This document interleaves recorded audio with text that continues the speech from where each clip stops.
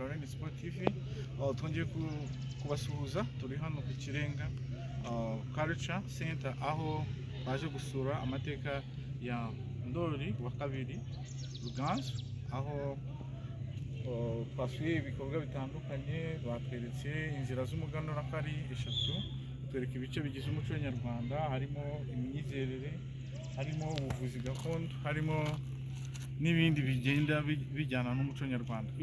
Ruganzu rero ni umwe mu bantu baguye igihugu cyacu cy'u Rwanda mu bice bitandukanye kandi afite amateka akomeye. Hariya rero ku muhanda niho hari inuza ibijyanye n'ibirenge bye cyangwa ibimenyetso bye, amajanja y'imbwa ze, ibirenge bye. Aho yageze hano wamashije kwivugana umuntu abo bitangira abahinga kuri gice cyo hepfo. Uyu munsi rero amateka y'uyu mugabo ni amateka yivugira cyane, benshi batajya kure cyane bavuga ko yasigaje ibimenyetso cyangwa se ibimuranga nka Yesu.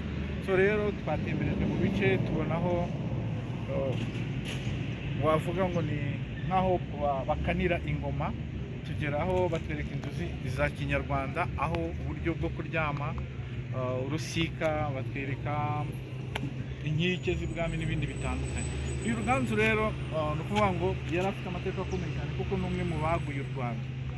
So rero muhagana mu kinyejana cya 16 nibwo yabayeho, ariko navuga gutanga kwiwe ngo ni umuntu wamwikinze aramurasa amutunguye, bamutabarije.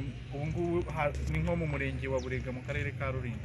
So turashimira rero akarere ka Rulindo cyane wari meya Kangwage Justus na timu yiwe batekereje gukora igikorwa nk'iki ngiki kimundikiye amateka nyarwanda n'ibigize umuco. So rero abanyarwanda kuva na kera kugera n'uyu munsi ni abantu bafite amateka akomeye cyane, afite ibiyaranga. Tweretswe uburyo u Rwanda rwagutse rwaguye n'uyu Ruganzu Ndoli wa kabiri. Yari indwanyi ikomeye cyane kandi yari umuntu udasanzwe.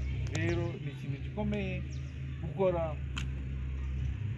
kwagura u Rwanda. urabona ko mu kiganza cye cy'ibumoso harimo umuheto, mu kiganza cye cy'iburyo harimo icumu, bivuze ko yari umurwanyi cyane. Rero nta bindi wenda birenze ibyo ngibyo, ariko umuco nyarwanda utwemerera kuba abanyarwanda b'intwari, twemerera kugira ibyo tubona. Twabonye umuganura, twabonye ukuntu kera bataramaga, twabonye ukuntu imisengere gakondo ya kera yari imeze. Ndashishikariza buri umwe wese kujya atembera akareba ahantu hari amateka.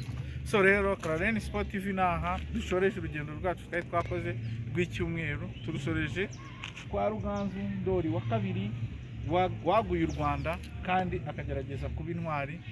Mudukorere share, mudukorere like kandi mukore subscribe.